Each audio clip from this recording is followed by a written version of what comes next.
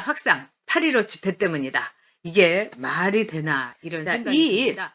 코로나 확산은 정말 얘기하기도 웃긴데 8월 15일에 집회를 했고 사랑제일교회에서 이 다 이렇게 옮긴 거다 이렇게 나오고 있어요. 근데 이 발표를 한 사람이 박유미 서울 재난안전본부 방역통제관이에요. 이 사람은 이른바 방역 전문가입니다. 그런데 뭐라고 했느냐? 이 잔존 감염이라는 말도 정말 피해 호소인이라는 말처럼 서울시에서 만들어낸 말이다. 물론 잔존 감염이라는 말을 뭐 못 쓸 수는 없겠습니다만 이 코로나에 대해서 잔존 감염이라는 말 쓰는 것 자체가 진짜 낯뜨거운 일입니다. 그러면 우리가 당장 할로윈, 그러니까 11월 그 15일인가 할로윈이었죠. 저는 뭐 할로윈 별로 생각하지 않으니까 거기다가 14일에 민노총에서 100명 단위 안 된다고 해갖고 99명으로 그냥 똘똘 뭉쳐갖고 삼지 사방에서 집회를 했는데 자, 그거는 어떻게 됐다는 겁니까? 그거 말고 3개월 반 전에 이 8.15 애국 집회에서 코로나가 잔존으로 남아있다가 그 감염이 소집단으로 막 퍼져나가가지고 지금 이렇게 하루에 330명, 340명씩 되고 있는 거다. 이게 서울시 재난안전본부의 방역통제관이라는 여자가 한 말입니다. 저는 문재인 정권에서 페미 하는데 이렇게 왜 여성들이 보통 여성들은요 흔들리지 않고 참 의리 있고 뭐 직장을 옮기더라도 돈 때문에 옮기지 않고 참 충성도가 있고 이런 집단인데 요즘 여성들은 왜 이렇게 됐는지 뭐 추미애, 네, 윤혜, 네, 뭐 김현미 할 것 없이 너무 이상한 여성들이 전면에 나와가지고 있으니까 여성이 갖고 있는 원래의 성정 정말 여성들은 따뜻하고 강직하고 또 돈 뭐 얼마에 이렇게 휘둘리지 않는데 그 반대의 여성들이 전면에 나와 가지고 완전히 여성성을 훼손하고 있다. 이것보다 더한 반페미니즘은 없다. 이런 생각이 듭니다.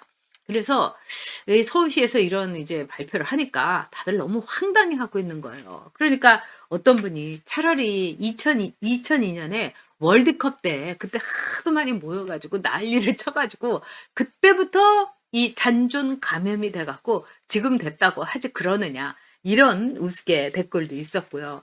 정도껏 해라 제발 응? 정신 좀 차려라. 그리고 어떻게 말이 되는 소리를 해야지 이러면서 이제 비아냥 거릴 수밖에 없는 이 황당한 서울시의 발표에 대해서 이제 이런 댓글들이 올라왔습니다.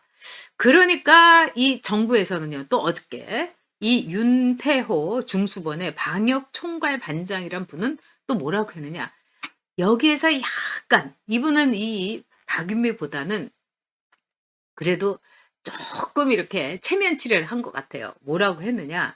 이 세 번째 대유행이 될 것 같다. 그런데 8월과 9월이다 이렇게 얘기한 거예요. 그리고 어떤 특정한 집회나 특정한 집단 때문은 아니다. 이렇게 얘기한 거예요.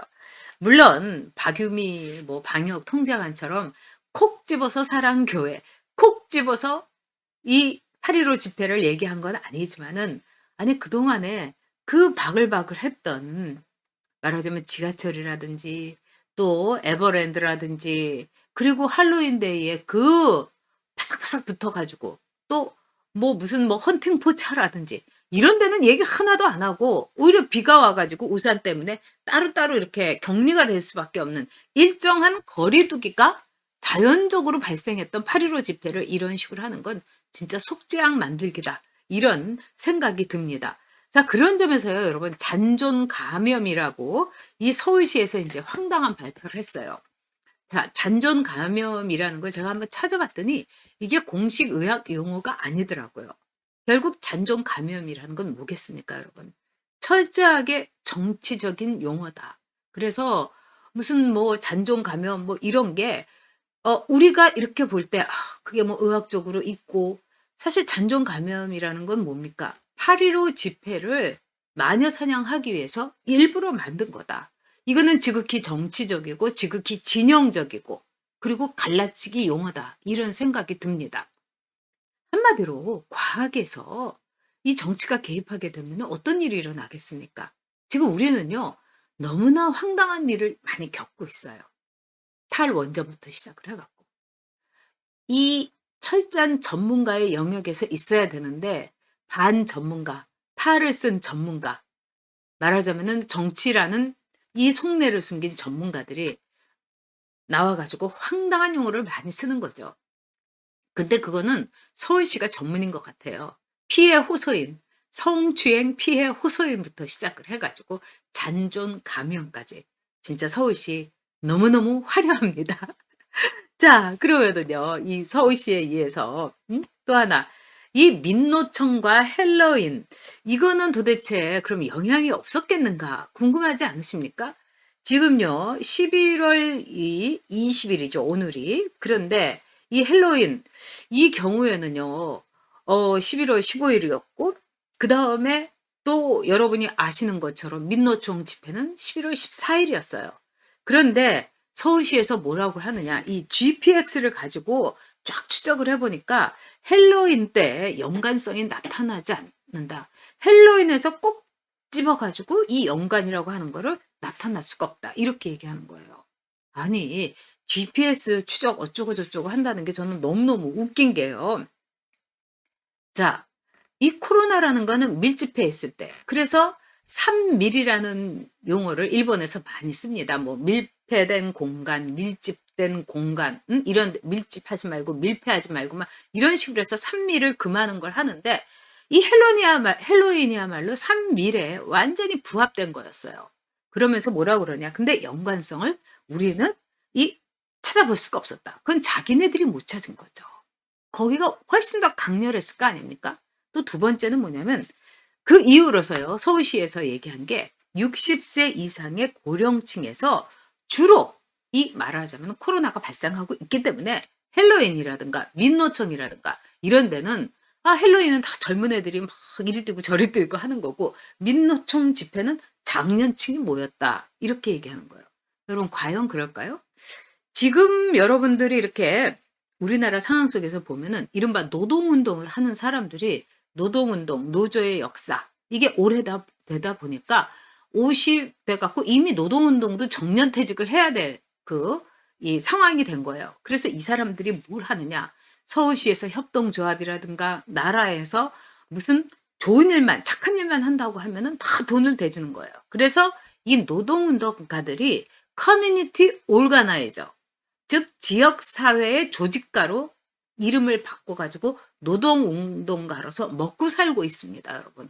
자기네들 말로 그래요. 착한 일만 한다고 하면서 이런 종이 한 장에다가 계획서를 쓰면은 서울시에서도 돈이 1,000만 원이 턱 나오고 또 민주당의 구청장들이 있는 곳에서 다 돈이 나온대요. 자, 그런 점에서 노동운동가들이 이제는 지역사회 커뮤니티 올가나이저, 즉 지역 마을 조직가로 말하자면은 변신을 하고 있는 거예요. 이 사람들요, 60된 사람들 많아요. 또 이 사람들 할 일 없으니까 민노총 집회했다 하면 길을 쓰고 나가는 겁니다. 그 사람들 역시 60이 넘었다는 얘기예요. 그런데 60세 넘은 사람들이 다 이렇게 걸렸기 때문에 그 8.15 집회에 이 연령대가 높았기 때문에 뭐 당연히 8.15 집회에서 단종 감염이 된 거다. 이런 황당한 용어를 쓰고 있는 거예요. 그리고 또 하나, 세 번째로 이 말이 안 된다는 거는 헬로윈 좋아요. 건강한 사람들은요. 이 바이러스가 오더라도요. 거기서 자기가 시컨 퍼뜨리고 나서 자기는 바이러스가 이제 쫓겨나가는 거예요. 혈기왕성하고 에너지가 많으니까. 그러니까 헬로윈이라든가 또는 민노총 집회에 젊은 애들이 확산시킬 가능성은 있는 거예요. 그게 훨씬 크죠. 지하철 얼마나 밀폐되어 있고 밀집되어 있습니까? 아주 기가 막힌 아주 철면피적인 논리를 갖고 이 박유미라는 이 방역 통제관이 서울시에서 발표를 한 겁니다.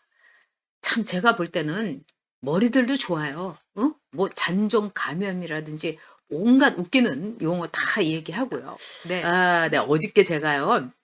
그 예방의학을 하는 그 교수님을 만나서 저녁을 이렇게 먹었는데 그분이 아주 두 가지 얘기를 했어요. 자, 어떤 얘기를 했냐면은 지금 이렇게 보면은요. 코로나의 새로운 희생양, 이 사람들이 앞으로 이제 발굴 기획도 할 거다. 저도 그런 생각이 드는데 이제 코로나의 핑계를 누구를 댈 것인가. 그러니까 그 핑계라는 건 어디까지나 우리 우파, 그다음에 이 정권에 대해서 이 저항하고 있는 기독교, 뭐 이렇게 되지 않겠습니까? 그래서 아마 지금 새로운 희생양을 아마 만들려고 하는 것 같아요. 근데 그 교수님께서 이러시더라고요. 자기들이 이제 이명박, 그다음에 뭐 박근혜 정권 때는요, 말하자면은 무슨 회의를 하고 그러더라도 좌파 쪽을 다 끼워줬다는 거예요. 뭐 김윤희라든가 뭐 뭐 이 질병관리청장이라든가 다 끼워줬대요. 근데 이 문재인 정권 들어서 딱 바뀌니까 우파 전문가들은 싹 빼버렸다는 거예요. 그래서 좌파들끼리 모여서 자기네들끼리 마음대로 다 하고 있다는 거예요. 자, 이건 참 무서운 일이죠. 그러니까 전문가들도 이제는 이 좌파들이 편가르기를 하고 다 땅 따먹기를 해가지고 우파 전문가들은 발 한 짝도 걸칠 수 없게 만든 거. 정말 무서운 정부입니다. 그리고 앞으로요, 여러분 이 코로나 굉장히 주의해야 될 거라고 그분도 말씀하셨어요. 다른 나라 같은 경우는요, 이미 코로나의 터널에 들어가 가지고 뭐 모레나라든가 파이저, 모데나라든가 이거를 맞고 나면은 그다음에 탈출해서 또 지금 막 사재기를 할 정도 아닙니까? 그래서 내년 여름이면은 미국이라든가 일본 사람들은 해외여행 다 가고 "아 갔다 올게요." 이렇게 할 수 있는데 한국은 아주 비정상적인 방법으로 개인의 세상을 다 막았기 때문에 마침내 이게 어디서 터질지 모른다는 거예요. 특히 이런 상황 속에서. 그래서 여러분들 정말 조심해야 된다. 그러고 나서 이 사람들이 코로나의 새로운 희생양을 그때 아마 우리 좌파들을 잡을 가능성이 있습니다. 예를 들면은 돈 많은 사람들이 여기저기 다니고 막 이래 가지고 돈 많은 사람들이 코로나 옮겼어요. 뭐 이런 황당한 소리도 할 수 있는 거죠. 왜? 이 돈 많은 거 자체로서 금태섭이가 그 외할아버지가 자기 손자들한테 세금 다 내고 이렇게 줬는데 그걸 가지고 뭐라고 하는 거예요. 예를 들면은요. 조지 클루니가요. 여러분 그거 하시겠죠? 자기 친구들한테 100만 달러씩 가방에 담아 가지고 그렇게 줬대잖아요. 저도 그런 친구 한번 뒀으면 좋겠다는 생각이 드는데 조지 클루니가요. 그 친구들의 증여세까지 다 내줬어요. 근데 그거 가지고 뭐라고 한 좌파들 미국에서는 한 명도 없었습니다. 근데 지금 최민희니 서른이니 뭐 김민국이니 뭐 이런 그 황당하고 정말 똘끼 충만한 것들이 뭐라고 그럽니까? 증여세를 누가 냈느냐? 그러면은 손자 열 몇 살도 안 된 애들이 내야 됩니까? 그리고 뭐가 그렇게 나빠요, 여러분? 우리는 자기 자식들에게 나보다 더 나은 생활을 하기 위해서 열심히 일하는 거예요. 그래, 우리 자식이 이 다음에 집 한 채로 가졌으면 좋겠다. 그래서 이 집을 팔지 않고 막 부여잡고 있는 이런 저 같은 사람도 있는 거고요. 응? 다 그런 거죠, 여러분. 그리고 원동력이 된 거예요. 그게 자본주의에. 자식에게 대물림해주고 자식에게 물려주는 거. 이 사유재산제야말로 자본주의를 꽃피게 한 거예요. 이게 왜 나빠요? 우리 헌법에서도 사유재산제를 보장을 했는데 이 민주당 사람들은 이미 공산주의화되고 공산주의화된 대한민국을 정말 공산국가로서 이미 생각하고 있는 게 아닌가 그런 생각이 듭니다. 앞으로 이제 새로운 희생양을 얼마나 만들까. 그래서 어저께 이런 말씀을 하시더라고요. 거기 어저께 이제 함께 했던 분들은 굉장히 온화한 이 중도 좌파, 그다음에 심지어 문재인을 지난 선거에서 찍었다고 하는 분들인데도 딱 그러더라고요. "이제 정신 차렸다." 그러면서 다음에 다음에는 강력한 지도자가 나와 갖고 다 쓸어 버려야 된다. 그렇지 않으면은 이거 정리정돈, 그다음에 이 쓰나미처럼 이렇게 확 훑지 않으면은 대한민국은 새로 갈 수가 없다. 지금 너무 독보석처럼 대한민국의 부패와 비리와 내로남불이 그리고 갈라치기가 너무 있다. 그래서 다음에는 강력한 지도자가 나와야 된다.